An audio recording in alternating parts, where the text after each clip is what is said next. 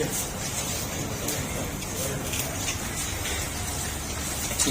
jadi gundel, ini kan gundel. Ya. Mas.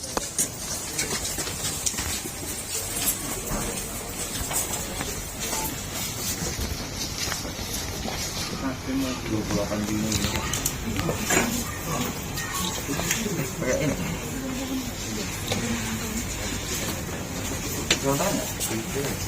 Pakai nggak? Sebenarnya ini.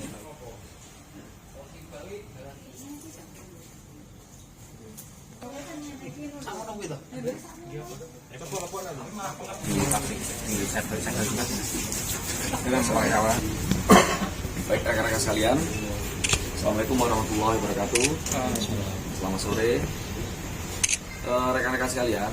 Sore hari ini kami jajaran Polres Sragen akan melakukan rilis terkait dengan pengungkapan perkara dugaan pembunuhan yang diungkap oleh Satreskrim Polres Sragen. Perkara ini terjadi kira-kira tanggal 28 Juni yang lalu, 28 Juni 2022, itu terjadi di Desa Kampung Widoro, Kelurahan Sragen Wetan, ya, Kecamatan Sragen. Jadi kronologis dari perkara ini, awalnya itu Babin Kamtipmas ya, Polsek mengetahui ada salah satu keluarganya itu dimakamkan, ya, meninggal dunia kemudian dimakamkan. Awalnya tidak terlalu mencurigakan, namun setelah adanya masyarakat dan kumpul keluarga setelah proses pemakaman itu, kemudian didapatlah informasi bahwa ada beberapa kejanggalan. Ada tetangga yang mendengar ada yang cekcok, kemudian dari informasi yang didengar dan didapati oleh tetangga juga, pokoknya intinya ada kejanggalan. Nah, informasi itu kemudian disampaikan ke Polsek. Atas informasi tersebut, selanjutnya jajaran Polsek Sragen meminta backup kepada Satreskrim Polres Sragen, langsung menurunkan tim untuk segera mendatangi ke TKP, yaitu di rumah korban. Pengecekan, kemudian memeriksa saksi-saksi, tetangga-tetangga sekitar, yang intinya adalah mengumpulkan bukti-bukti. Kemudian disimpulkan bahwa ini ada indikasi kejanggalan, sehingga atas hal tersebut akhirnya Satreskrim Polres Sragen memutuskan untuk meminta izin kepada pihak keluarga untuk membongkar makam. Jadi tanggal 30 Juni dilaporkan ke Polsek. Saat itu kami langsung berkoordinasi dengan Bitdokes Polda Jawa Tengah untuk menurunkan tim dalam rangka untuk membongkar makam. Dan itu dilakukan tanggal 3 Juli. Tanggal 3 Juli dilakukan kegiatan otopsi dengan cara membongkar makam untuk melihat apakah kondisi jenazah benar-benar alamiah karena kecelakaan meninggalnya, atau ada hal-hal janggal yang mengarah ke tindak pidana yang menyebabkan korban meninggal dunia.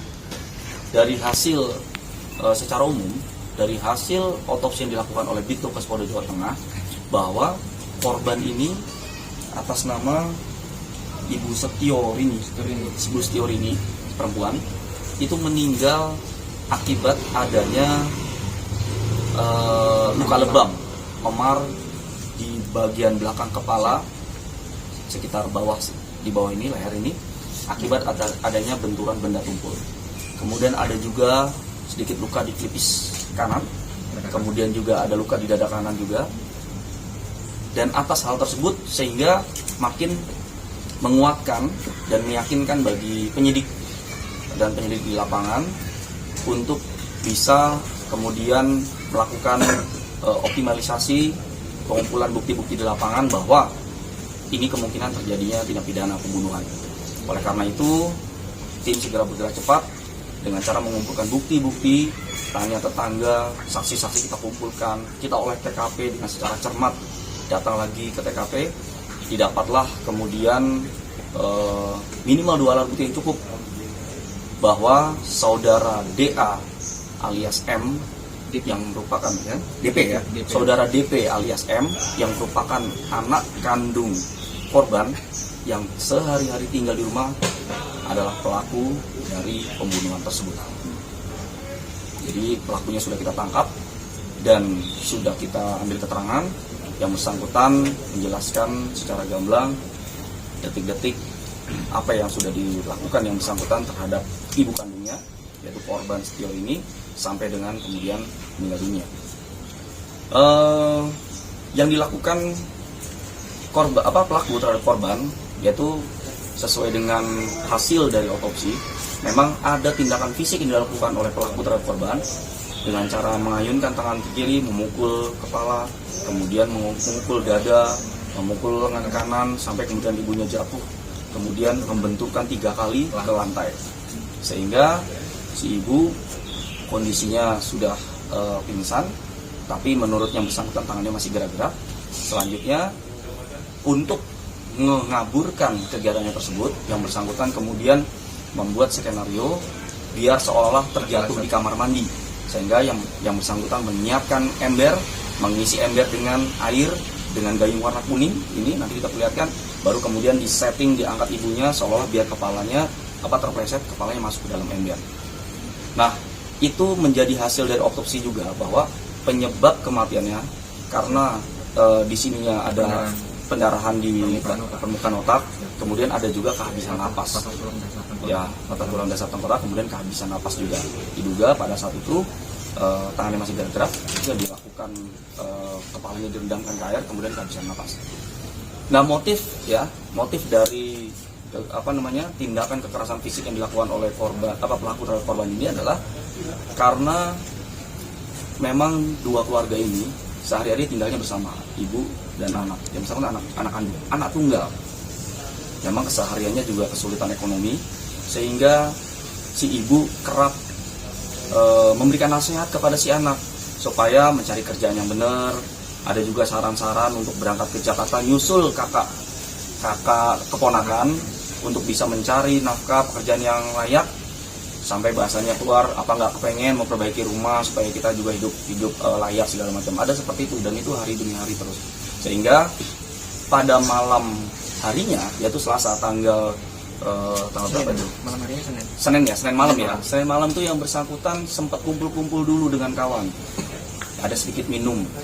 Nah, setelah kembali ke rumah sekitar jam 9:30, yang bersangkutan berinteraksi dengan ibunya, kembali dinasehati, cuman ya udah Bu, dibahas besok saja lah, ini udah pusing, memang sudah lagi mabuk. Kemudian tidur besok paginya kembali lagi dibahas hal tersebut, sehingga menyebabkan yang bersangkutan menjadi impulsif, emosional jadi meledak, spontanitas, kemudian akhirnya dilakukanlah itu tindakan fisik dengan cara memukul bagian tubuh dari korban, kemudian jatuh ke lantai, kemudian dihentakkan 3 kali di lantai, kemudian sudah tidak berdaya si ibu, kemudian diarahkan badannya, kepalanya dengan mengarah ke dalam ember yang sudah diisi air, sehingga atas dasar itu maka korban meninggal dunia.